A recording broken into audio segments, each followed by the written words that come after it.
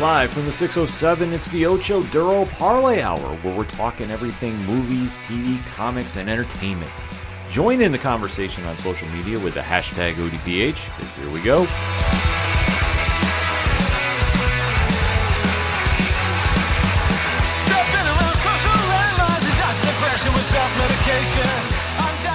Welcome to an all-new edition of the ODPH podcast, better known as the Ocho Duro Parlay Hour. What is happening, everybody? Thank you so much for joining us this week. My name is Ken M. Joining me in studio, as always, you know him. He's the co-host. His name is Padawan J. Hello there. Folks, it's been a while. Since I first saw you. Love that song. Hold my head up high. You know Stain does have a new album coming out, right? No, I didn't. Yes. Ooh. I already got it pre-ordered. I love Stain. I'll say between them and Diddy, what year is this? I know. It's the best throwback to the 2000s ever, but I'm here for it. And this is almost like a throwback, too, because it's been a while since we have done an entertainment edition of the podcast. And there are reasons for it. And over the past couple weeks, there has been a change in developments. So the only thing that you, the audience, needs to know is my status and what I had to kind of adhere to. Things have changed there. Mm-hmm. So that we are now considered by the proper authorities. Thank you, aficionados, if you will, of just being a news site. We can be a little more free on what we want to cover and talk about here on the podcast concerning movies, TV, and comics. Mm-hmm. So what that means for you is it's back to business if we decide to do a show. And, you know, there was an event that happened this week that definitely brought us out of hiding, so to speak, if you will say. So we're happy to get back in talking some movies, TV, and comics. But more importantly, an event that happened this week that has been generating so much buzz. As a news outlet, we have to cover it. Mm-hmm. So before we get into that, though, Pad, if they want to find out what's going on with the ODPH, where do they head on over to? ODPHpodcast.com. Right on. Swing on over to the website. Check out the social media links. Check out the TeePublic store link because there's a sale going on at the end of this week. You definitely want to go get some ODPH swag when it's on sale. I tell everybody all the time, like, I appreciate paying full price, but, you know, seriously, go get it on sale. I'm just happy to see it out in the wild. Also, check out the Patreon link. Shout out to all our amazing patrons. One tier, $2 a month. Check out the blog section where we're always dropping reviews, especially for New Comic Book Day. We've got a lot of stuff there, too. Speaking of New Comic Book Day, you definitely want to make sure you head on over to Nerd Initiative, and you can find them on the directory, along with 3FN Podcast, Dragon Master Games, and so many more. The music section, where you can hear all the great bands that support us here at the ODPH and 607 Podcast in general. Basically, if it's anything and everything, it is the ODPH. You can find it at odphpodcast.com. And always remember on social media, use the hashtag ODPHpod. Kicking off this edition of the show, Pad, there was one program that hit this week that you were like, this is the greatest thing I've ever seen. Oh, yeah. And it is one that we said, if we're going to come back and do this with everything going on, this was going to be the reason why. And what is that? That would be the latest episode in the new Star Wars TV series, Ahsoka. Yes. The long-awaited Star Wars spinoff on Disney Plus starring Rosario Dawson as the title character of Ahsoka Tano. Mm-hmm. And picking up, and basically, let's be honest, this is Rebels live action season 6. Season 5 or 6, yeah. So the hype behind this show has been there since The Mandalorian. Mm-hmm. The fan base has been excited about this. Well, and especially just given what the story is about, fans have been waiting for since Rebels ended like 4, 5, 6 years ago, whatever it is, because for those of you who haven't seen it, Rebels ended on a big cliffhanger. Like, it's this nice resolution to the story overall, but there's this one little thread in Rebels that's like, what the hell happened? Yes. And as of recording, we still don't know. Right. They're keeping everything very close to the vest.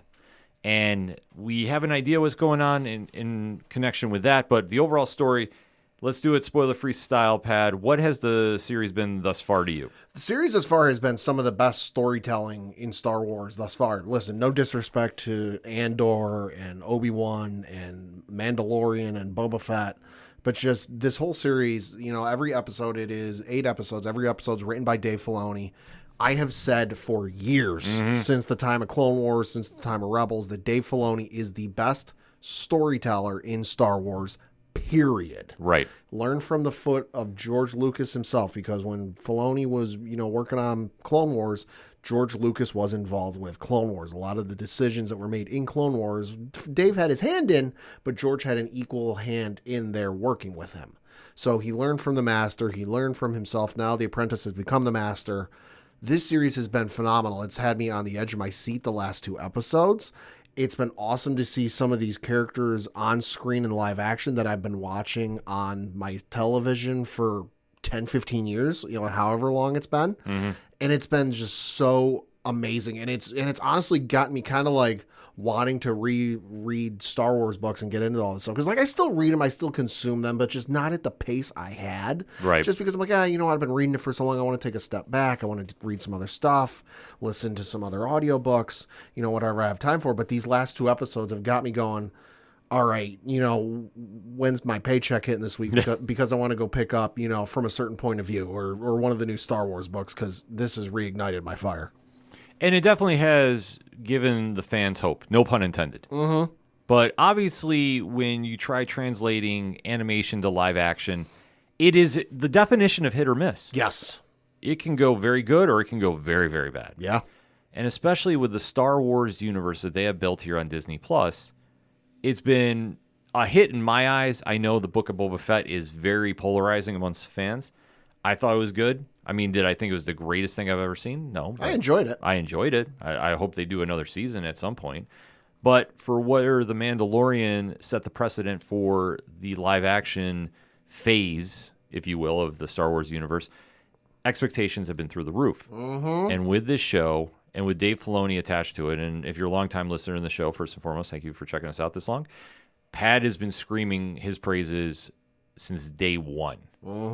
And Ahsoka has been his character. Yeah. And he has been very, very hands-on with this project. This is a character that, if you have the ability, look up some of the articles that were written before the Clone Wars film came out, where it was announced that Anakin was going to get an apprentice, which at that point had never been heard of, never been done. Even when you go back to the old expanded universe books and comics and video games and everything else, never had an apprentice. All of a sudden, holy shit, the chosen one's got an apprentice. What does this mean?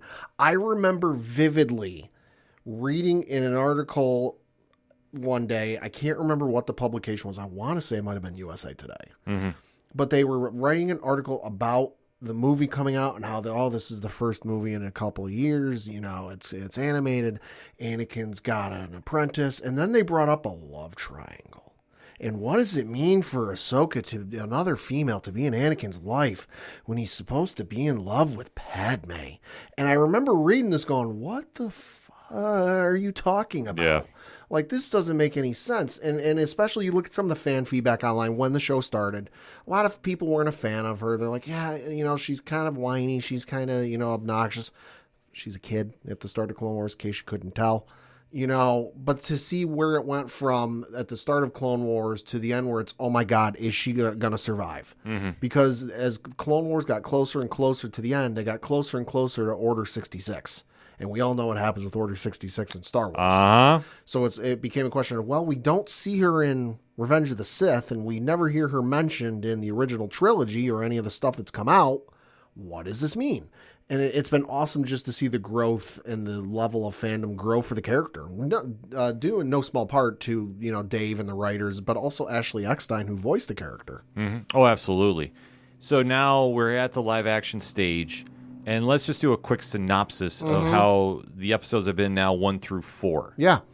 So the first 4 episodes have really been this kind of mystery treasure hunt where, the name of Thrawn is getting whispered again. And he's a general admiral. He's in the Imperial Navy. Brilliant tactician. He's an admiral. Grand Admiral. Duh. He was in the Imperial Navy, brilliant tactician, knew what you were doing 4 steps before you decided what you were going to do, and was always seen as the book so eloquently put it, way back in the 90s, he was the heir to the Empire. But with the way events went in Rebels, and I'd say spoiler alert, but well, they've kind of covered it in the show at this point, he disappeared. He disappeared kind of right when, between Rogue One and when A New Hope was taking place, and he kind of disappeared. And that kind of hurt the Empire a little bit. So it's been a case of, well, his name's getting mentioned because they think he's still alive. And it's a matter of, well, they've got an idea where he is. And you've got this group of former Imperials. Baylan Skoll is a former Jedi, now is a mercenary with his apprentice, Shin Hati, I believe is how you pronounce the name, who rescues a, former Imperial Night Sister. And former Imperial, she might be a Night Sister, not really clear at this point who, but a woman by the name of Morgan Elsbeth. And they go on a journey of like, okay, well, we got to get this piece to locate where Thrawn is. And so they track down where it is, which leads them to the character Sabine. Now, Sabine was a part of Rebels and was a crucial part of like the kind of budding early days of the Rebel Alliance before they became what you saw them, by Return of the Jedi. She is on, she's on a planet, Ezra's home planet. The name escapes me at the moment. I apologize. But, she's there and she's kind of tinkering with the thing because it comes into her hands via Ahsoka. Ahsoka's got it. She's like, hey, I need to figure out how to crack this. You're pretty good at cracking things. Why don't you crack this?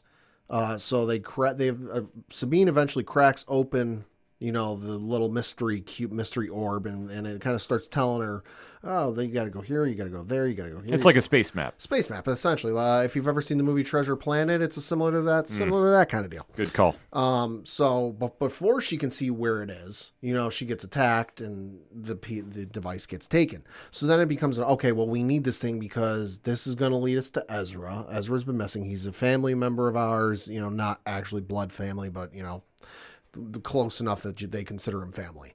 It's going to lead us to him. We got to find him. And hey, they're also going to find Thrawn and bring him back and start another war, which at this point is the absolute last thing we need. So they go on a journey to find him. Then you introduce Hera Syndulla, which was another character from the TV show Rebels, and her son Jason, which is he's a Force-sensitive child because his father, Kanan Jarrus, passed away during Rebels, but she's been raising him ever since. And it's, hey, she wants to go on this mission to like help find this and figure out what's going on. But the New Republic is like, we really don't have time for this. And you really start to see, for those of you who are wondering, like, how could the Empire come back and take over by the time of The Force Awakens?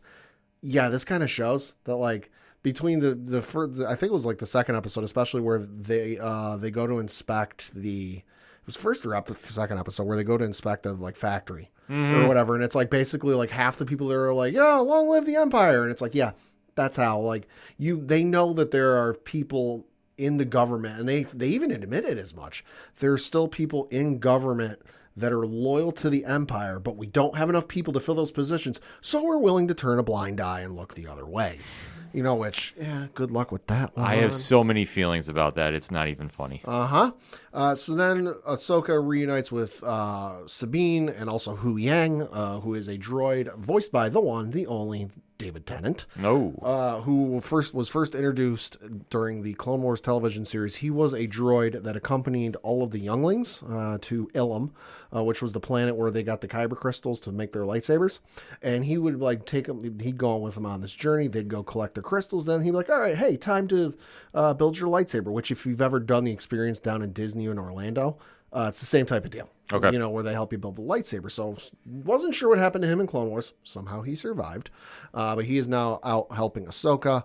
And they basically then start to track down, all right, well, we got to find these folks because they're building something's going on, and we need to find them and stop them, because what we find out is they're building a giant hyperspace ring called the Eye of Sion, which, hey, fun fact, they named it after an ancient Sith Lord from old canon, so they brought that name. Interesting. Yeah, I did not know that. Yeah, if you ever get the time and you're bored, look up Darth Sion online. The dude technically died, but he held himself together through sheer force of will. Jesus. And hate, so it's a hell of a dude. Reasons. Yeah, no, reasons. But so they're building a giant hyperspace ring because, hey, surprise, surprise, the galaxy Star Wars is in is not the only galaxy in the universe. that there's more than one galaxy, which is a totally new and unique concept of Star Wars, at least from what I remember. Never been done. And they come to find out, they go to this planet, with Balin and Shin Hati and Ahsoka and Sabine, where they get a hold of the device and they go, oh, that's where he is. It's in this other universe. So then, oh, hey, conveniently enough, we had a hunch about that. So they're building this giant hyperspace ring that can, because normal hyperspace they can't get from one galaxy to the other, right? Because at this point they didn't know the other galaxies were a thing. So, but this giant hyperspace ring helps with that. So they then figure out, oh, hey, this is where he is, which leads to a battle between Balin and Ahsoka, and then Shin and Sabine. Sabine is, they like to say not force sensitive, but if you've seen Rebels, there's a clip floating around. Yeah, I was going to question that. There's a clip from Rebels floating around about where Kanan talks about Sabine and her potential force abilities. And that's all I'm going to leave it at because I don't want to spoil anything. So it's a battle between them. Ahsoka gets knocked out and dropped over the edge of a cliff. Meanwhile, Sabine, gets kind of tempted, I guess you could say a little bit with like, hey, listen, I'm not going to lie to you like your master did. Mm-hmm. I'm going to help you find your buddy Ezra. Just to find your buddy Ezra, we need that device that's in here because she's going to blast it. And she's like, hey, let her go or I'll destroy this. Right. And he goes, hey, listen, puts away his lightsaber and goes, hey, no worries. Like, I will not lie to you. I will take you to find your friend Ezra. No hooks, no strings, not going to pull the wool over your eyes. But all you need to do is you just need to trust me and you need to give me this device. And she gives in. She gives him the device. They locate it. Hera shows up in the nick of time to try and save them, although she doesn't have the approval of, I guess, the governing council of the New Republic. I don't know if they've got an actual name. We do get to see Mon Mothma, of course, reprising the role is Genevieve O'Reilly. Mm-hmm. Deleted scenes from Return of Revenge of the Sith was in Rogue One, also Andor. But now we find out, hey, she got a little bit of a title upgrade. She got a little bit of a promotion because she's now Chancellor of the New Republic. So we do get to see her because she initially doesn't endorse or condone the plan for Hera to go help Sabine and help Ahsoka, but Hera being Hera, she's space mom. She gives no you-know-whats and goes, yeah, we're doing this anyway. So she shows up in the nick of time. They're not able to prevent it, though, because the hyperspace ring does take off, leading off into the distance. Meanwhile, we do find out what happened to Ahsoka. No, she's not dead. She got knocked over the cliff. She's knocked out, but she then ends up in the world between worlds, which we saw in Rebels. And then we get to see a familiar face returning to Star Wars yet again. That would be Hayden Christensen as Anakin Skywalker, and says the line that I said, if he says this during this show, I'm going to scream. Yep. And he did. Hello, Snips. And that was where the episode 4 ended. Yeah. So this series has been hitting on all cylinders thus far. Uh-huh. And episode 4, entitled Fallen Jedi, that is the one that really got a lot of pop culture talking. That was the one I knew that, like, I'd watched it. And I know you don't usually watch it the night it comes out. You usually watch it the next day just because it's a habit. But I messaged you that I'm like, you don't want to wait on this because given how it ended, I'm like, this isn't going to stay spoiler free for long. I'm talking like Luke Skywalker and Mandalorian levels of this is going to get spoiled. Yeah, no, I threw my phone down and immediately turned it on. Like when Pat gives a call like that, a little peek behind the curtain, that means go watch it right now. Mm-hmm. So I immediately did too, and I messaged you right after I was done. I was like, okay, yeah, I can understand why. Mm-hmm. And this has been buzzing amongst pop culture fans the entire week. Hayden Christensen is back, and we had an idea, being relatively familiar with the Star Wars universe, right? This was going to happen. But when pop culture got a hold of this, this is where it took off to a whole different level. That it's weird to say, but this was an event for the episode 5, which we're going to be talking about, entitled Shadow Warrior, that it had a certain vibe to it that we haven't seen in a long time. They showed this episode in select movie theaters. Right. Which I've never heard of them doing for anything not Star Wars movie related. Exactly. Like, it kind of transcended just being another episode. Mm-hmm. And it really had this feel of, like, an event. Yeah. And it's weird if you're not familiar with the Star Wars universe to see this. Like I say, I am versed. I'm not as versed as Pad, though. I'll be the first one to tell you that. Right. But it was something that the buzz talking with other fans and talking about everything. Honestly, I was talking about this episode during the NFL games this week. People were hitting me up and saying, like, are you getting ready to watch this on Tuesday? I'm like, wait, what? I'm like, I took it as like, yeah, this is going to be a big episode. I did not realize how big this was until we got here. And then Tuesday night hit, the episode came out, and that's when Pat and I made the call, like, we have to talk about this on the show. So what we're going to do is give you our spoiler-free statement about Part 5, entitled Shadow Warrior. We are not going to give you any spoilers. We are just going to give you our basic reaction thoughts on this. So nothing is going to get spoiled. However, we do a countdown to give you fair warning. Pat puts the timestamps in the episode. There is no way we spoil this for you. So you have been fair warned. Wherever you're listening to us in the world, that's the point to jump out if you haven't seen the episode and don't want it to be ruined. If you have seen it and you want to keep going on that conversation, by all means, jump on board. But after the countdown, that's where we tell you it's game on. So that said, Pat, give me your spoiler-free statement on Shadow Warrior. This was the best episode of Star Wars programming in a long time. This was, 12 out of 10. This was 9 stars. It was written and directed by Dave Filoni. This just further cemented to me that he is the best storyteller they have, bar none. It's nothing against Jon Favreau. It's nothing against, anybody else who's working on Star Wars these days or writing the episodes or writing the shows or writing the movies. They can't come close to Dave. Because when Dave writes and directs an episode, I know from experience with all the episodes he's directed from Clone Wars and written for Clone Wars and then for Rebels and other stuff, that like once I see on the web or on the episode, they're like, oh, written and directed by Dave Filoni, I know this is going to get all sorts of deep and mystical, and it's going to go some places. That this isn't going to be your, that was a filler episode. No, there's no filler episodes with Dave Filoni when he writes and directs an episode. This was absolutely phenomenal. This was impressive. And for somebody that is still catching up on Rebels and Clone Wars and everything involving, I still sat back and watched this, and I was mesmerized by the cinematography more than anything with this. And for what this episode did, it really established for anybody that's not super familiar with Anakin and Ahsoka's relationship, you understand it now. And you have a greater appreciation for the storytelling now that you've seen in the series thus far, let alone going into Rebels. But when you see this all play out and the visions that come on the screen, that's the selling point of why this episode mattered so much. It wasn't so much based off of what was happening, even though that was good. But when it got away from Ahsoka and her story, it kind of dipped a little bit, but that was to be expected because not everything is on that same level.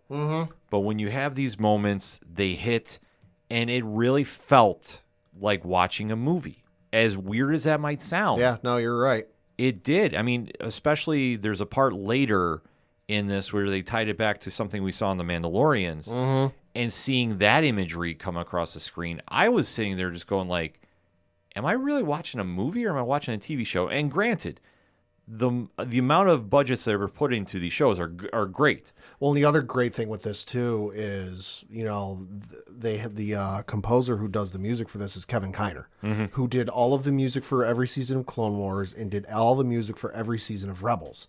And in my opinion, is the greatest Star Wars composer not named John Williams. I believe it. Like, it's nothing against, Michael Giacchino, who did Rogue One, who did a fantastic score, or any of the other composers that have worked on, the TV shows or whatever. But there's just something about Kevin Kiner that, like, he keeps it original, but he also finds those ways to, like, oh, hey, let me weave in a little bit of this theme you're familiar with. Let me weave in this motif you might be familiar with. He's awesome. No, absolutely. Like, just everything about this felt epic. And I really don't like using that word a lot because it gets thrown around so easily. But that's honestly what this episode felt like. It was, I was like, this is an experience. That's probably a better word. Yeah. And very few and far between does a show or a comic or a movie hit like that. Like, you're involved in something special. Mm-hmm. And this episode delivered on the hype. Yeah. And really had me more excited about where things are going, even though we only have 3 episodes left. Mm-hmm. I'm still all in, and I have just that much of a deeper appreciation for what the story is going on. And I mean, I'm drinking the Dave Filoni Kool-Aid too. Yeah. Like when I see he's attached to a project, I get excited. But when he gets hands-on like this, writing and directing, it's a whole different level. And if you want to introduce somebody into why he gets the praise he does, show him this episode. Seriously. Well, and if you need further convincing because something is clearly wrong with you that you don't understand how great Dave Filoni is, go watch the Mortis arc in season 3 of Clone Wars. I want to say it's like 14, 15, 16. It's somewhere around there. I know episode 16 is involved. But yeah, no, it's maybe 16, 17, 18. But look for the Mortis arc in season 3 of Clone Wars. All of that was done by Dave Filoni had a heavy hand in that. You'll have your mind blown. Oh, absolutely. Without question. So that said, Pad, let's get into that spoiler talk in 3, 2, 1. Talk to me. I'll be honest. I was afraid I might be setting my expectations a little too high, just because with everything going on with Ahsoka being in the world between worlds and what that entails, Anakin showing up again. I was afraid I might be setting my expectations too high. That I'm expecting to see X, Y, Z, A, B, C. And that if I didn't get most of those met, I'd be let down by the episode. But holy shit, Dave delivered. This episode was everything I expected it to be and then some. It really didn't go far in terms of moving the plot along, but it didn't need to. It did so much with so little in what was it, maybe 45, 50 minutes worth of time? Yeah, it was shorter than I thought it was going to be. Let's be honest. You didn't see Sabine. You didn't see Balin. You didn't see all of the forces that had the prior episode had left that galaxy.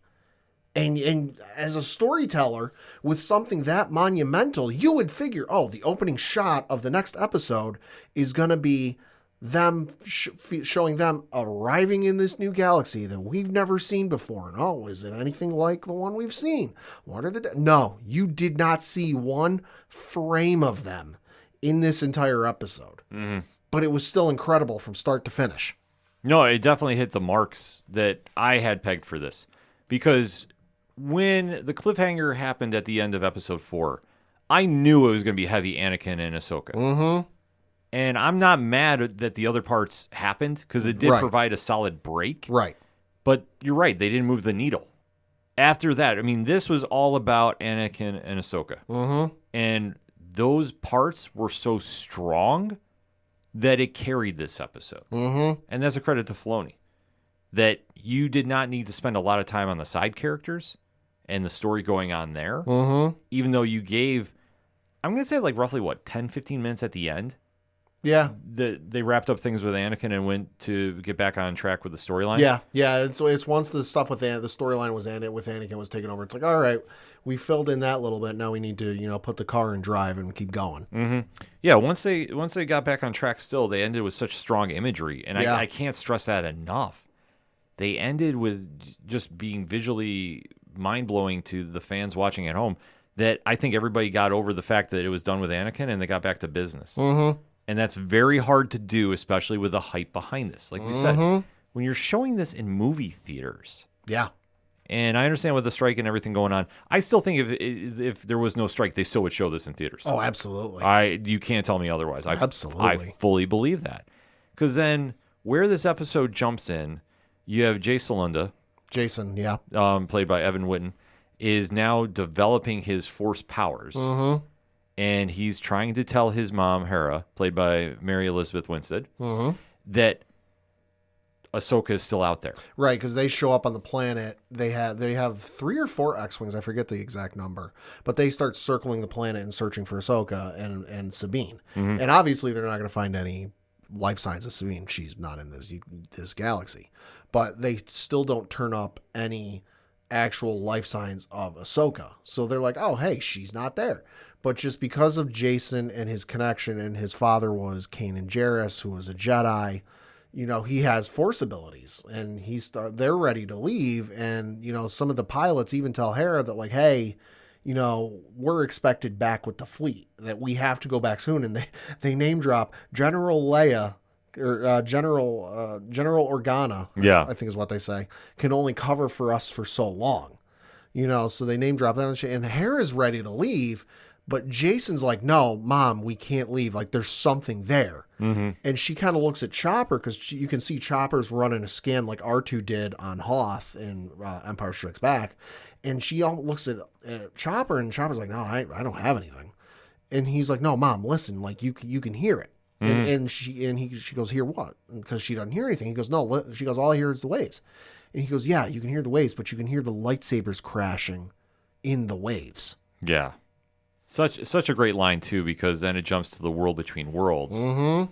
I call it the astral plane, but I mean, obviously it's the same. You're not wrong. Yeah, I mean, that's the kind of vibe I had, but then again, I read a lot of Marvel comics, so that's where it kind of connected with me. And we do see Anakin, played by Hayden Christensen, addressing Ahsoka, played by Rosario Dawson. Yep. And just the back and forth of just the shock of seeing each other again. Yeah. And this really led to a lot of speculation online if that was really Anakin or not. It was. Yeah, I mean, I think by the time this episode is done, you see that. And you see that Anakin has been trying to say, where Ahsoka has been failing, even though he's been gone at this point. Right, he's been gone for, I want to say, maybe like 30 years at this point. Yeah, it's somewhere around that level. Somewhere around there, yeah. That he's saying, like, your biggest failure is holding you back. Well, and he says her training's not done, and I can understand her nervousness at seeing them, because the last time they saw each other was in one of the seasons of Rebels where she fought Darth Vader. Mm-hmm. So I can understand her being nervous about seeing him, but, he shows up and he basically tells her that, like, hey, listen, your training's not done. Yeah. And that's true, because she left the Jedi Order, before she became a Jedi Knight. They were ready to make her a Jedi. They technically kicked her out of the Jedi Order, and they were ready to bring her back because the situation got resolved. I'm oversimplifying it, but that's a whole other discussion. Yeah, that's a whole different episode sometime. Yeah. But so basically they kicked her out. They're ready to bring her back in. And she goes, no, you know what? I can't do this. Mm-hmm. And so she leaves and goes off on her own, thereby like, hey, he her training wasn't finished. And he's like, I need to finish your training. Yeah. And she's kind of confused. She's like, well, what more do you have to teach me? And he goes, no, there's still some stuff. There's still some stuff I haven't taught you. Yeah. And it's kind of a very unique banter back and forth between them. That's their banter. Yeah. Yeah, because they don't have exactly like the friendliest of banter. No, it's playful fun. Yeah, it's just like it goes to fun, and even Ahsoka's kind of questioning that because Anakin's never known to have a sense of humor. No. And it's something that plays into because then they start doing a little travel back in time. Oh my God. And you want to break this in now? So he starts off by dueling her. And she's kind of being defensive. She doesn't want to do it. She's like, why are we doing this? And then she gets knocked through this cloud, because the thing with the world between worlds is when you're there and you're physically there, this isn't like, oh, her body was, whatever. No, she was physically there. That's why. And if you're kind of, well, no, she wasn't there. They found her in the water. Remember when they were searching the planet with the X-Wings and the Ghost? There was no sign of her. They still would have picked her up if she was in the ocean, even if she was unconscious. But so she was physically there, and she gets traveled back in time to one of their first missions on the Clone Wars. Yeah. And this is where I can't believe it didn't hit me towards now, how fucking young she was at the start. Like, and I think part of that may be just because having heard Ashley Eckstein voice the character, and Ashley Eckstein is not a child by any stretch, but just it never really hit me in all the times I've watched Clone Wars that she was a child when this started. And you see her fighting the battle and fighting through wherever they were. They never said where. She just said it was one of their first missions in the Clone Wars.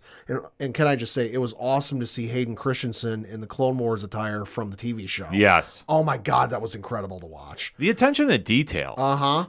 So they're back in one of their first battles and just realizing that, like, oh my God, this is a kid who they're supposed to be keepers of the peace. They're supposed to be defenders of the weak and the innocent and the good and the just.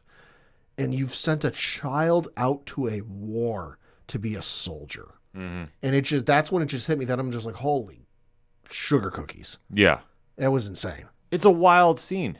And especially, too, she's sitting there pleading with him about, like, what are we doing? And he's almost like... Why are you asking? Yeah, questioning her. Like he's playing it as if it's in the moment. Like, it's not, but he's playing it as if this is, like, actually happening in that present time. Like, we're in that time period. Yeah, it's a really interesting play that they do. Meanwhile, you have Hera trying to fly over the water to find They're running low Ahsoka. They're running low on fuel. It gets brought up by one of the X-Wing pilots. They're like, hey, we really got to go sooner. We're going to start dipping into our reserve fuels. Yeah. It's a very cool scene to go on because they give a sense of urgency with what's happening here. And that's something that I was hoping that they did because obviously with everything going on, that is a side story that is going on. And they didn't want to miss out on that. Right. Well, and they're kind of building that sense of urgency when Hu Yang is on the Ghost with Hera. And Hera asks Hu Yang, like, because he's been on the planet since Ahsoka and Sabine got there, that she's like, listen, do you and I'm paraphrasing, but she says, hey, do you think they're here? And he goes, no. And the longer we go without finding them, the more I don't like the possibility of the outcome. Yeah. So I like how they added that little bit of danger to it. And then we shift back to the starting ground for the war between worlds. Yep. And Ahsoka is still just fighting back. Well, it's a different time and period because you see her, Ahsoka looks a little younger. She's only got the one lightsaber. And then the next time we see her, she's a couple of years older because in the show, they did age her up a little bit. They gave her 2 lightsabers. And so she's now got the 2 lightsabers, except they're not green like she had during the show. They're bluish, whitish, like she had during the final season of Clone Wars. And specifically where they are, great of interest, they're on Mandalore, and she is there during the Siege of Mandalore. Where she was, basically, this is right at the start of Revenge of the Sith. Anakin and Obi-Wan find out, oh, hey, Maul's back on Mandalore. We got to go take care of him. Shit, we can't because Grievous just took capture of the Chancellor. We got to go rescue the Chancellor. What are we going to do? Oh, I know. Why don't we call Ahsoka? And we split half of the division off. We send half of the 501st with Ahsoka over to Mandalore to go capture Maul. We'll go save the Chancellor and everything will be all hunky-dory and we'll all be home in time for tea and crumpets. You know, so this is Ahsoka in the middle of fighting the Mandalorians on Mandalore, and you see those Mandalorians with like the Maul helmets you had on, that was the Maul Death Watch. Okay. Which was awesome to see in live action. And that's when you see Ahsoka bring it up, where Anakin bring it up. He goes, oh, I don't know this battle. And she goes, well, that's because we had already split up by this point. This is the Siege of Mandalore. And it plays out so well, too. Especially, oh my God, we got to see Captain Rex. Yes, Tamora Morrison, a.k.a. Boba Fett. Fuck it. I was so angry when we got through the first flashback scene, or whatever you want to call it. And Rex, like you saw Rex. Rex was... Yeah, he was there. He was there. But of course, he didn't say anything. And I'm like, oh, he's got to say something. Come on. And then we get to the next scene where it's the Siege of Mandalore. And he says something. And I'm like, yes, like vindication. This character that I've watched on my television screen for like 15 years off and on is finally in live action. He's actually a thing. It was amazing. And especially, too, as they were doing in the scene as well, the foreshadowing of Vader.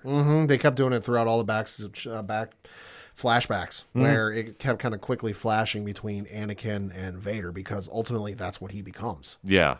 It was wild to see this all play out, and especially just that style of cinematography. It adds so much because...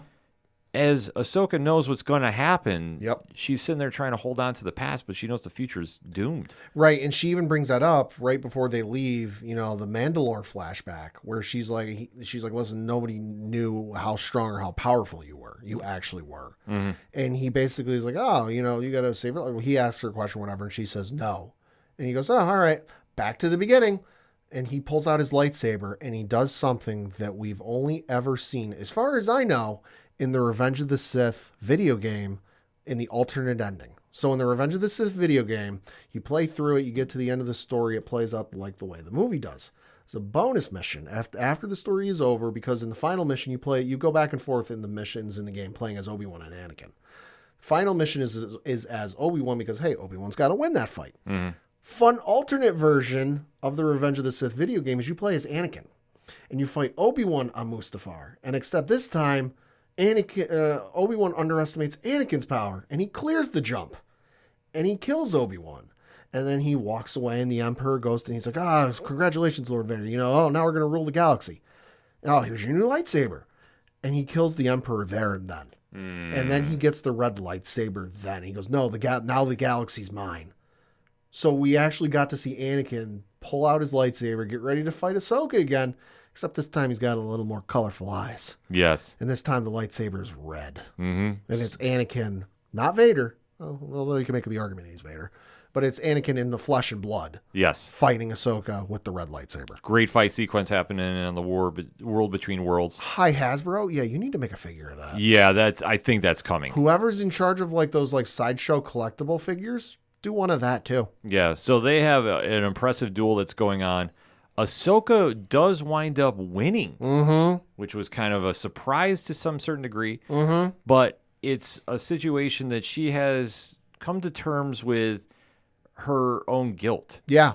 And it's a cool scene that plays out because she's always had a feeling that she's partly responsible for Anakin becoming Vader. Well, yeah, because she walked away from the Jedi Order, and then he kind of fell further down. Because if you go and watch Clone Wars, and you pay attention to the scenes Anakin is in, it's not every episode, and it's not every scene. There are some scenes that, you can see the turn. Obviously we know he eventually turns, but, you can see it building. There's an episode in season 2, season 3, I forget which one it is, where he straight up they have... Poggle the Lesser, who's one of the heads of the Geonosian forces, and he's trying to get information out of him. Yeah. And he goes and he actually, with Mace Windu and Obi-Wan are on the ship, and he goes and tortures him. And he comes back, he's like, I got the information I need. And Obi-Wan and Mace look at him and go, how the hell did you get that information? Because we all talked to him and he wouldn't give us anything. And he's like, yeah, what does it matter? I've got the information. Let's just go. Yeah. So she left him the first time. He fell further down the path. And then she left him at the start of the Siege of Mandalore, where he went one way, she went the other way. And you watch in Clone Wars where she senses what happens on Coruscant. But to her, she has no idea what really happens. She just senses something's wrong with Anakin. And then she's convinced he's dead and that, that something or someone killed him. Mm-hmm. And then she finds out in Rebels that Vader is Anakin. And she feels personally responsible for that because I left him and he turned into this. Yeah. It's a powerful scene that goes on, but it ultimately gets resolved that she comes to terms with it, that she's not at fault. Mm-hmm. And this kind of gives her a new sense of purpose. Yeah. And gives her the will to live. Mm-hmm. And it's kind of a weird situation how it plays out, but it works. And at this point, you just see Anakin disappear. Yep. So he just kind of He says, maybe there's still hope for you. Yeah. So at this point, we, as the viewers, find out she's underwater. Mm-hmm. And there's a light overhead. Yep. Because at this point, they've detected her life signs. Mm-hmm. So she is discovered by Hera's crew. Mm-hmm. And they wind up bringing her to safety. Mm-hmm. And then things get back to basics with the story. Mm-hmm. Because Hera is getting contacted by Mon Mothma. Yep. Who says basically... Hey, you got to come back or else you're in a lot of trouble. Yeah, there's no escape in this. But Ahsoka is saying, I think I know how to find Thrawn. Mm-hmm. And I think I know how to find Sabine. Yep. So she takes a gamble and leaves, still recovering from her situation, too. And it's only been a day. Yes. They pulled her out of the water and put her on the ship to recover. And she even asks Hu Yang, she's like, how long has it been? He's like, one rotation. Mm-hmm. So it's been 1 day. Yeah, so her and Hu Yang take off in a ship with a little help. Yeah. And how they go about this is tying back to something from The Mandalorian. Mandalorian and Rebels. So in Rebels, they introduced us to this species called the Purrgil. Mm-hmm. Reading from the Star Wars fandom page, quote, Purrgil were a semi-sentient species of massive whales that lived in deep space, traveling from star system to star system. Regular Purrgil were only the size of a small starship, while members of a subspecies known as Purrgil Ultra were significantly larger. Purrgil had streamlined bodies with a smooth-looking bluish-purple skin, 4 large hind tentacles, and multiple fins. Their heads had a charismatic bulbous shape with 1 eye on each side. Living in groups consisting of up to dozens of individuals, they were able to fly through hyperspace by creating simutunnels. The natural ability of the Purrgil inspired sentients to develop hyperspace technology and wayfinders that were used for hyperspace navigation. Close quote. So they got introduced in Rebels. Purrgil were how Ezra disappeared with Thrawn. Ezra had Thrawn trapped on a starship, and the Purrgil dragged it through hyperspace. And at some point, at the time, we had no idea. Now we know he's in a different galaxy. And so with Sabine being off in the other galaxy with the bad guys, and Ahsoka wanting to find her, the Purrgil are now her only way of finding it, but it is also the character, as you alluded to, that Grogu, Baby Yoda, saw in season 3 during one of the first few episodes where they were traveling through hyperspace. Mm-hmm.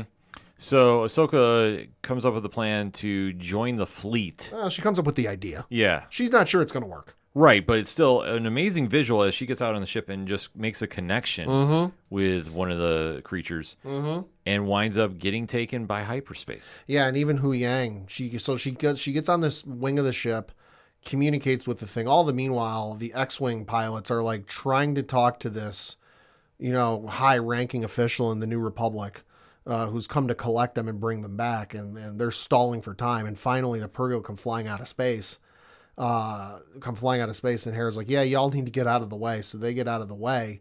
And meanwhile, Ahsoka's getting back on the ship, and Hu Yang asks, oh, are you sure they know where Sabine is? Mm-hmm.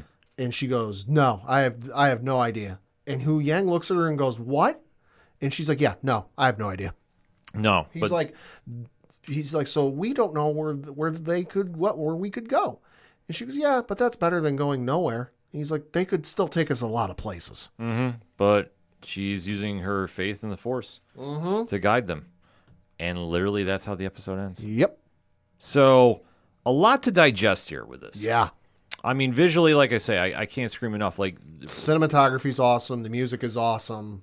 Just everything about it. Yeah, I mean, honestly, like this felt like a mini movie for 40 minutes. And like I say, the strongest character work was Hayden Christensen and Rosario Dawson. Mm-hmm. I mean, not to take anything away from anybody else, but this was all about them. Well, and I think the benefit with that is Rosario Dawson is a self-professed Clone Wars fan. She loves Clone Wars, and even Hayden Christensen, when he came back to Star Wars, at Celebration a couple of years ago, and it was announced, oh yeah, he's going to be in the Obi-Wan series. He had said he had gone back and watched the Clone Wars.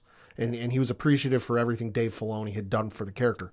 I don't think we would have gotten that level of connection had they not been both been fans of Clone Wars, because they both understood the relationship between the characters. That it's not necessarily master and apprentice. The master and apprentice thing is there. It's almost like a brother and sister. Yeah, that like they respect each other, but they're still going to barb at each other and they're still going to poke at each other. Yeah.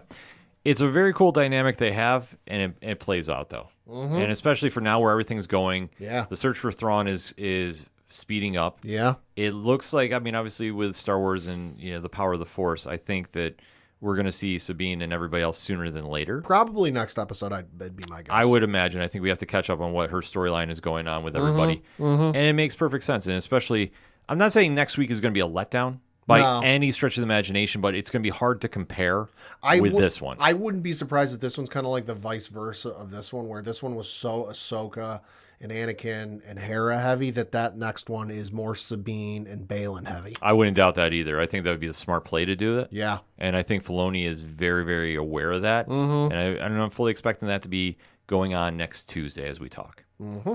But that said, hit us up on that hashtag ODPH pod. Ahsoka, Episode 5, entitled Shadow Warrior. What is your thoughts? Hit us up. Let us know. We're going to take a quick break. We'll be right back. Hi, guys. This is Mac Room. I'm the writer of Inferno Go Red, and you're listening to the ODPH podcast. Coming back for the final segment on this edition of the ODPH podcast. Pad, what you got? Got a couple things to talk about. First of which is a recommendation and an advisement to folks because coming up this weekend on this Saturday is Batman Day. But as a special release, you have for the first time ever Batman Mask of the Phantasm releasing in 4K. Ooh. Which...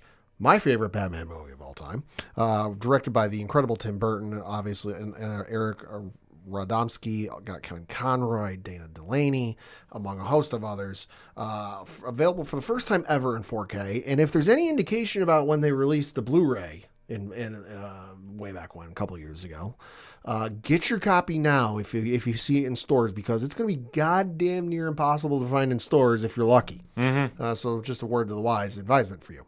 Switching over to some video game news, coming out this Thursday at 7 a.m. Pacific time, so probably about 11, 12 o'clock Eastern, figure it out where it is in your time zone, will be the next Nintendo Direct. It's been announced by the folks over Nintendo. So not quite sure what's going to be announced there, but there are some rumors floating around, according to the folks over at IGN. Some of the rumored announcements are some classics for the Nintendo Switch, so that's where you can play the old Super Nintendo, the regular Nintendo, the N64, GameCube games on your Switch. Mm-hmm. Are the Legend of Zelda, the Wind Waker, a Fire Emblem remake, and a new Donkey Kong game. Ooh. Also, wouldn't be surprised if there's a tease for the next gen Switch, because rumor has it that was shown over the last week or so. Not quite sure what the details are, and there haven't been any leaked photos, but there are rumors floating around that a new version of the Switch 2, I guess you could call it, I don't know, have been shown. So the Direct is going to last about 40 minutes. And like I said, it's this Thursday, September 14th at 7 a.m. Pacific time. So probably about 11 or 12 o'clock Eastern here, figure out where it is in your time zone, but definitely something to check out, because Nintendo, they always like to do some crazy announcements when it comes to their Directs. Oh, absolutely. I mean, it's Nintendo. Mm-hmm. They always like making a big splash, and especially with the Directs. Yeah. They definitely want to maybe stealing some spotlights there. Speaking of video game companies, and this one is at the opposite end of the spectrum, they're not doing so hot these days, and that would be Square Enix. Yeah. So Square Enix, and this is reading from an article on IGN.com, they've lost about $2 billion in value since June. Reading from an article on IGN.com, it says, quote, Square Enix has lost nearly $2 billion in value since the launch of Final Fantasy XVI in June, and a new report has cast doubt on the company's ability to recover. Shares in the company have plummeted nearly 30% since Final Fantasy XVI came out on June 22nd, closing on September 13th at their lowest point since May of last year. The PlayStation 5 exclusive sold 3 million copies during launch week, a figure that sparked a debate online about whether it had met Square Enix's sales targets. Square Enix told IGN in July sales of Final Fantasy XVI were, quote, extremely strong, and insisted the game had sold well relative to the PS5 install base.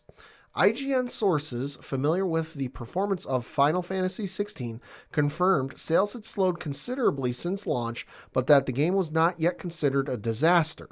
Early in September, Square Enix announced Final Fantasy XVI is set for 2 paid DLC expansions, and confirmed a PC port was officially in development. A new report from Bloomberg painted a bleak picture of Square Enix, which reported a sharp profit decline in August. Analysts told the publication that Final Fantasy XVI failed to make up for the poor performance of previous Square Enix flops, such as Marvel's Avengers and Forspoken, and mobile games that were shut down soon after launch. The root of the problem, sources told Bloomberg, is that producers were given full reign over the scope and direction of projects, whose goals can shift without warning. The upshot of this volatility in the quality of the final product. Square Enix has a new CEO, Takashi Kiryu, who intends to reduce the number of smaller games in the works to focus on big-budget games that have a greater chance of making an impact on the company's bottom line. Square Enix declined to comment. Apparently, there's a rebuild of development practices currently being worked, though. One source close to Square Enix told IGN that Kiryu has called for a change across the company globally, but that change will take time. Upcoming Square Enix games include Final Fantasy VII Rebirth, Star Ocean: The Second Story R, Foam Stars, and Final Fantasy XIV expansion Dawn Trail. close quote. So things not looking good for the folks over there at Square Enix. Well, I think with the Avengers game personally, I mean, that did really let a lot of people down. Like, they were not happy with it. Just my opinion, just talking with other fans. I was one of those game purchasers. I was not thrilled with it. And I just know with Square Enix games, especially the last couple, that Final Fantasy, I think, what was it? Yeah, 15. Mm-hmm. Final Fantasy 15 started development as Final Fantasy Versus 13 and was in development for 10 years. Mm-hmm. And the director, Tetsuya Nomura, who worked on Kingdom Hearts, booted off of that one so we could get going on Kingdom Hearts 3, because Kingdom Hearts 3 took 13 years to come out, and it's just, you're used to hearing Square Enix and, Final Fantasy 7, 8, 9, 10, and Crisis Core and all the other stuff they worked on being hits. And it's been Final Fantasy 7 Remake was great. I played that one. That one was phenomenal. 15 was, it was okay. It was all right. You could tell where they switched directors, because it went from a very open world. You can go anywhere. You can do whatever you feel like. You can do all these side missions, to all of a sudden you're on a dirt road in the middle of nowhere and there's nowhere to turn off. Yeah. So we'll see what happens. I doubt they'll go under, and maybe they'll get bought. Who's to say? It's hard to say. I mean, obviously the video game world these days is a very, very interesting place, to put it mildly. Speaking of shitstorms in the video game community, the folks over at Unity have really put their foot in this one. Boy, howdy. So reading from an article on Axios.com, this one says, quote, Unity, the tech company behind one of the most popular engines for creating video games, is scrambling to clarify how a price increase for its services will work after its announcement Tuesday morning broadly infuriated the game development community. The fees, which Unity said are essential for funding development of its tech, left many game makers wondering if having a hit game through Unity would cost them more money than they could make. Developers spoke throughout the day of delaying their games to switch to rival Epic Games' Unreal Engine or other services on X, the platform formerly known as Twitter. Mm-hmm. But by the evening, Unity exec Mark Whitten was updating Axios on the policies, potentially diffusing some concerns raised by the game creators. The new runtime fee announced Tuesday morning is tied to a player's installations of a game, an action that previously didn't cost developers anything. With Unity's new plan, developers who use Unity's free tier of development services would owe Unity 20 cents per installation once their game hit thresholds of 200,000 downloads and earn $200,000 in revenue. Developers paying over $2,000 a year for a Unity Pro plan would have to hit higher thresholds and would be charged with lower fees. The new fee system will begin at the start of 2024. Game developers rallying on Twitter began fuming immediately that any game enjoying a spike in installations due to a big sale, inclusion in a charity bundle, or even just by being included in a popular subscription service like Microsoft Game Pass, would trigger back-breaking Unity fees. Quote, "Stop it," development studio Innersloth, makers of the hit Among Us, tweeted Tuesday evening. This would harm not only us, but fellow game studios of all budgets and sizes. Another studio, AgroCrab, called on Unity to reverse its plans, saying that it feared that its next game, set for release to the 25 million subscribers on Game Pass, could incur fees that, quote, "threaten the stability of our business," close quote. Unity has scrambled to clarify and in one key case, alter what it has said about its policies around the fees. After initially telling Axios earlier Tuesday that a player installing a game, deleting it, and installing it again would result in multiple fees, Unity's Whitten told Axios that the company would actually only charge for an initial installation. A spokesperson told Axios that Unity had regrouped to discuss the issue. He hoped this would allay fears of install bombing, where an angry user could keep deleting and reinstalling a game to rack up fees to punish a developer.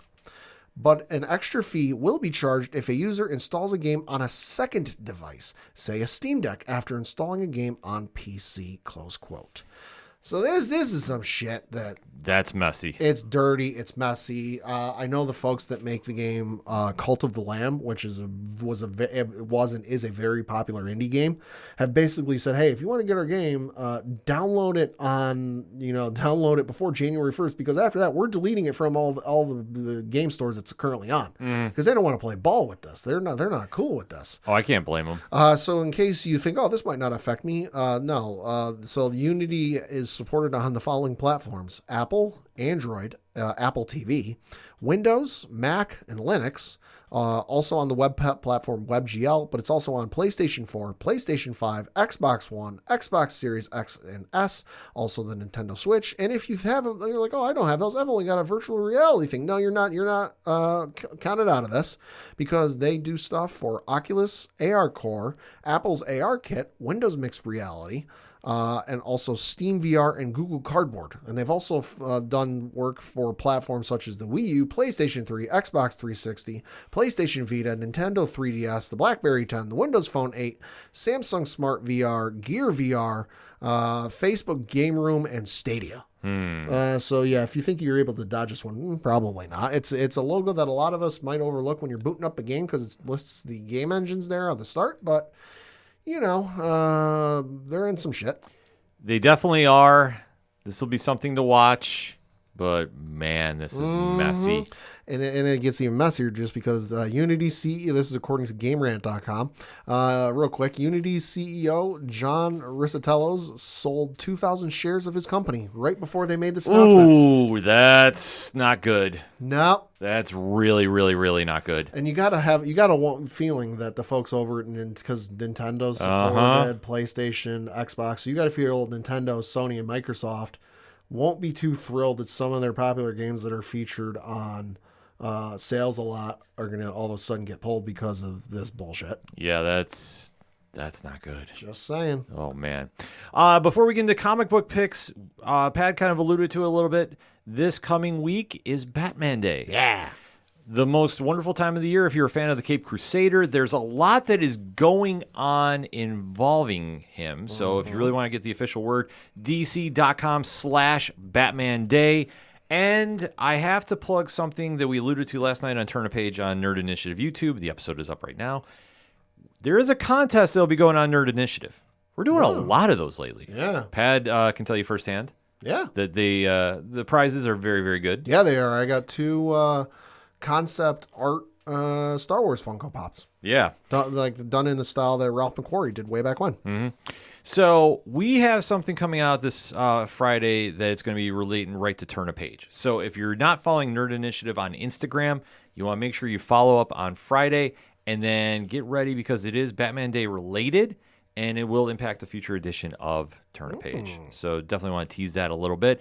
Pad, what are you most looking forward to for Batman Day? Any of the movies that are going to be on TV, because I do enjoy the movies. You mentioned the site, but you got a blog over on dc.com where basically from September 3rd through September 24th, and this explains why this has been on TV. This has confused the shit out of me, why it's been on TV. But yeah, so from September 3rd through September 24th, Adult Swim will air 4 fan favorite Batman films by Tim Burton and Joel Schumacher.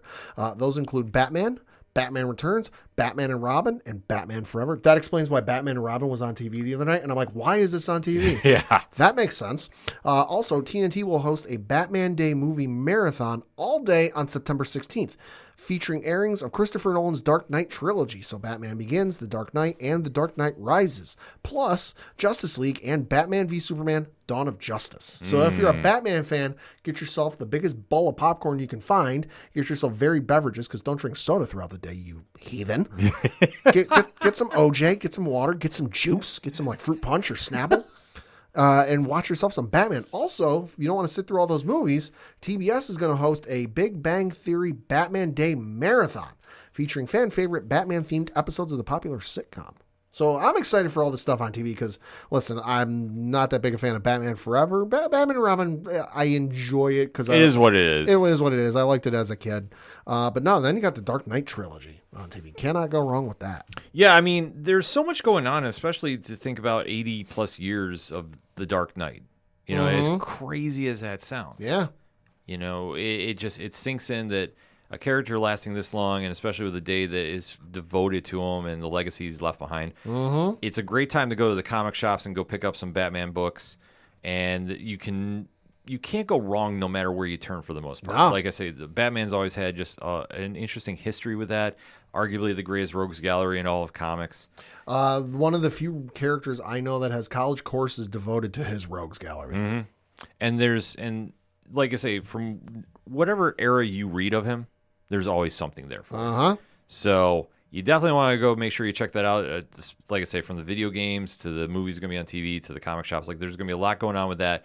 And can't stress enough the big contest that will be going on, Nerd Initiative, on Friday. We're going to a day ahead of it because it's going to be technically Saturday is Batman Day. But we're going to drop ours on Friday to kind of carry through the weekend. So you want to make sure you do that. And hit us up on a hashtag ODPH Pod. What are you most looking forward to for Batman Day? Because it is going to be a big day, and we'll be talking about it, recapping next week, if you will. Yeah.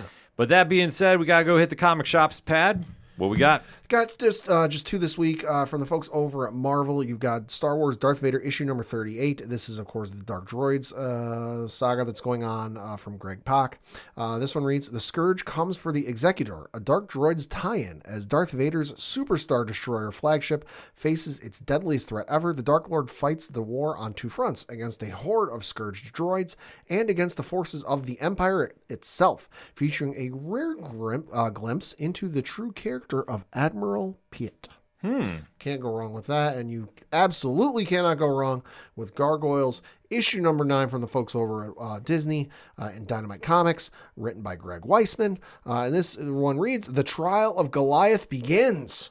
With a district attorney intent on proving that gargoyles should not be considered people, Goliath will rely on influential human friends to speak on his behalf, including the love of his life, New York police detective Elisa Maza. Cannot go wrong with that. If you are, like I've said before, if you are a fan of the Gargoyles television series, this is a fantastic continuation. No, absolutely. And it completely ignores the third season. Yes, which, trust me, is not a bad thing. If you watch Gargoyles or rewatch Gargoyles, skip season 3. Yeah. You're doing yourself a favor. Let's see. For me, my picks, let's keep it Batman Day related. Okay. Batman and Robin number 1. Hey. Joshua Williamson and Simon D. Mio. Now, this is taking place involving the Gotham War going on right now. Okay. So if you're not familiar with that, that is the big fight that is going on between Batman and Catwoman in Gotham City. 2 issues are out now, so I don't think I'm talking spoilers when I'm saying this. The fallout from Night Terrors, which was the big DC Universe crossover they had. Yes. The lingering effects have taken a hold of Bruce Wayne. And I like that they've kept this up a little bit. But when Night Terrors ended, so did Batman for a little while. He's back now, and there's a new stat quo in place via Catwoman involving crime. This has caused a very big rift between those two. Obviously, you know their history as of late has been the Facebook status is complicated. So this book kind of stems with that, but it's not one that you need to read the Gotham War to understand. You'll have a better understanding, but you don't need this. This is very self-contained about what is going on between Bruce and Damian Wayne. And I love the story with this. I love the book. Like, the artwork is just fantastic. This is classic Batman 101. I dig it. I can't scream highly enough about it. So I'm definitely giving a very, very big recommendation at the comic shops this week for it. From Image Comics this week, they have a monster week that's out. The Call number 2, Kelly Thompson and Mattia de Luis. This book is catching on a lot of fire. This has been a great issue number 1. It almost looks like the artwork it will just blow you away. So like I say, can't stress this enough. Kelly Thompson does no wrong in my eyes. I think that she is a fantastic writer. And Black Cloak Volume 1 that she did with Meredith McLaren is now on trade paperback too. So do yourself a favor, pick up both. Also from Image Comics this week, the Enfield Gang Massacre number 2. So if you like that Texas Blood, you'll definitely dig this. I can actually talk some spoilers because last night I couldn't. So it's Chris Condon and Jacob Phillips taking it back to the Wild Wild West and really giving you a really crazy story going on with a lot of drama and a lot of violence. So this is going to be one that you want to keep your eyes on for. Like I say, it's a whole different vibe. It's a whole unique thing. I definitely dig it. Also from Image Comics, Dark and Skybound Entertainment. Shout out to Skybound. Dark Ride number 8, Joshua Williamson and Andrea Bresson. I hope I'm pronouncing that right. So this has been a very, very crazy story too going on, and I know our guy Marty from over in the Nerd Initiative Bullpen has been reviewing this since day one, so you definitely want to go give that a look. And like I say, Image got a lot of great stuff out this week as well. Not to be outdone, Boom Studios really having a monster week this week. Speaking of monsters, House of Slaughter number 17. So James Tynan doing amazing things, giving the blueprint for this, but this is a whole new creative team behind it. Sam Johns, Letizia Candonesi, Francesco Sagala, and World Design on the lettering. Like I say, everything they do with this whole universe is just can't miss. They do slow burn drama better than everybody had. I know you won't do it because it involves horror. Hell no. So we're being honest and upfront about it. So, but if you are into it, and I think you would dig it, out there in the ODPH Society, make sure you're picking this up. The House of Slaughter is all self-contained stories, overspanning an arc about 4 to 5 issues. So this one is definitely one that is starting to gain some steam, and the direction it's going in, I think, is very, very cool. So, like I said, Sam Johns is crushing it writing this issue. So definitely make sure to go check that out. Also by Boom, another horror book, Damn Them All, number 8, Simon Spurrier, Charles Adlard, picking up right where they left off. Happy to see this got picked up to be a regular series as well. So you definitely want to go check it out if you're into Hellblazer, that kind of vibe. Definitely a lot of cool things happening there. Coda number 1 with Spurrier and Matisse Bergara. That is another one that you definitely want to keep an eye out for as well at the comic shop. Plus, out in trade paperback form, Mighty Morphin Power Rangers, Teenage Mutant Ninja Turtles 2. Ryan Parrott, Dan Morpad. Oh, yeah? What else do we need to say? Not much. Seriously, crushing it on every chance they get. And that was such a fun series to read. Can't stress that enough. Very quickly from IDW, Killmore number 1. A lot of buzz going on with that. Haven't got a chance to pick that up, but I've been getting messaged all day that I need to go check that. So I will be making an attempt to go pick that up as well. On the Marvel side, too, big week for them. Daredevil number 1. So this is the new team that is taking over the book. Oh, okay. After Chip Zdarsky. So you definitely want to go make sure you check this out. It's a new creative team of Saladin Ahmed and Aaron Cutter. So really interested to see where this direction goes. Marvel does not mess around with Daredevil. It's always been one of the premier books. So definitely excited to see that. Also, there's more X-Men Fallout happening with Children of the Vault number 2. So Dennis Camp is writing. That's all I need to know, and I'm definitely going to be checking that out. A really cool play with Cable and Bishop being reluctant partners. Knowing their history, there's a lot of drama there, and I'm here for it. Also, there is an Avengers book that is coming out that's really gaining some steam, and that's Avengers Inc. So not really sure what is going on here, but I know Al Ewing is writing it, so I definitely want to go check that out as well. And one pick that is on Kickstarter, can't scream this enough. Inferno Girl Red Book 2 is winding down. It's got about 8 days left if I'm doing my math right. So whenever you hear this, make sure you go over that Kickstarter. Go sign up for it. If you need the codes, guess what? We have a QR code on every Nerd Initiative review this week. And I will be throwing up the QR code on odphpodcast.com. Make sure you go sign up for the book. The book is going to be absolutely incredible. We talked with Matt on a previous episode a couple weeks ago. Super excited about it. It's doing very well, but we would definitely want to make sure we hit that goal for him. So if you haven't signed up for it, can't stress enough, you need to go sign up for it ASAP. That being said, always remember it's New Comic Book Day, so go hit up your local comic shops, go give them some business, go talk to some fellow fans, and really just embrace the fandom like you're going to be doing for Batman Day, because seriously, there's no better place to be on a Wednesday than a comic shop talking with fans about comics. Enough said there. So for anything and everything that is the ODPH, you can find it at odphpodcast.com. That's all we got for this week. So for the one and only Padawanje. Thank you. I'm your host, Ken. Thank you as always for listening to the ODPH podcast, better known as the Ocho Duro Parlay Hour. See you next time.